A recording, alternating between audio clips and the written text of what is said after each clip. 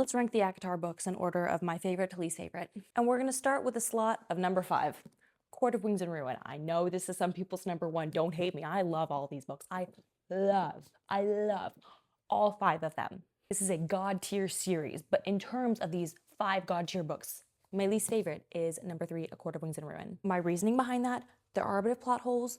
The Reese of number 2 is not the same as Reese of number 3. You could argue he is the same. We're seeing a different side of him that I don't love as much. And that's kind of my only gripe with it, to be honest with you. My next least favorite, my number 4 slot, is A Court of Frost and Starlight, or cute little novella. Now, I was at the gym the other day and I got real nosy. The girls at the reception desk, there were 3 of them, were holding a book, and I walk past and I see them holding a book. I couldn't tell what it was, and I hear one of them say chapter 55, and I whip around so quick, I kid you not. Hey, I'm sorry, I'm just being nosy. What book are you talking about?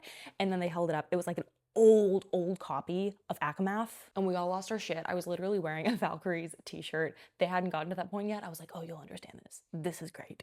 I outed myself as the biggest fucking nerd, but it's fine. And right as I was like, I'm so sorry I've taken up your time. I know you have things to do. I'm gonna go downstairs and work out. One of them was like, hey, by the way, should we read the novella? And I was like, should you read the novella? I was like, you're not to Wings and Ruin yet. You're gonna need a hug after what that does to you. Yes, you read the novella. Yes, you read the novella. I was like, Wings and Ruin is gonna break your heart. And then you're gonna need someone to offer a warm Christmassy embrace, a winter solstice embrace. Yes, you read the novella.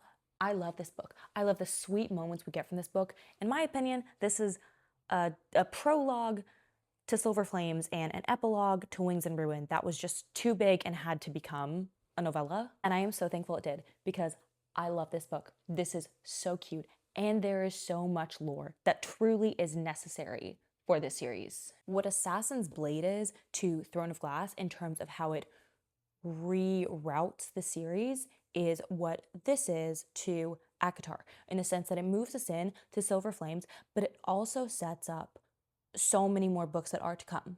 That is an absolute necessity, and I do love it. My 3rd slot is A Court of Thorns and Roses. Now listen to me. I know that for a lot of people, this is their 5th slot, and I know they actually don't like it.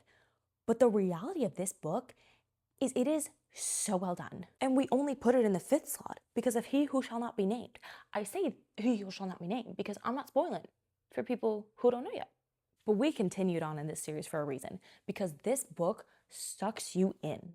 The character development that Farah gets in this book is amazing. We see her strength, we see her weakness, we see her scrappiness. We love her. We feel sorry for her. We're proud of her in this book. Her character development in this book is fantastic. And that is why it is in my 3rd spot. And number 2 is A Court of Silver Flames. Now, I understand that for most people, my number 2 and my number 1 are most people's number 2 and number 1. It kind of just flip-flops. I truly loved this book. Loved the redemption arc. Loved the love story. Loved the pain and suffering, not because it is pain and suffering, but because I did feel seen through it, which is an incredible feeling to have while you're reading a book. I have read this book 2 times, and the second time around, I actually felt it was a little long. Now, as I say that, would I take anything out? No, not necessarily, but it just kind of dragged here and there for me. That being said, this is still one of my favorite books of all time. I'm in love with this book. I love it so much. My number 1 is A Court of Mist and Fury. The high that I felt during reading this and then upon finishing it is unlike anything I have ever known before. Never in my life has a book made me have an actual breakdown when I finished it, except for this, because it is so incredible. The emotional high that I was on is unlike anything else, and I am confident that I will never experience that again, though I chase it. My reading addiction, not my love of reading, my reading addiction came from this. Would I say that this is the best Sarah J. Maas book of all time? Maybe, maybe not. Haven't given that much thought. Would I say this is my favorite Sarah J. Maas book of all time? Yeah. Yeah, I think I would. Out of every Sarah J. Maas book that I've read, I think this is probably my number 1 because of the emotional high. Like, the fact that an author can make me feel that way, and so many people feel that way, is insane.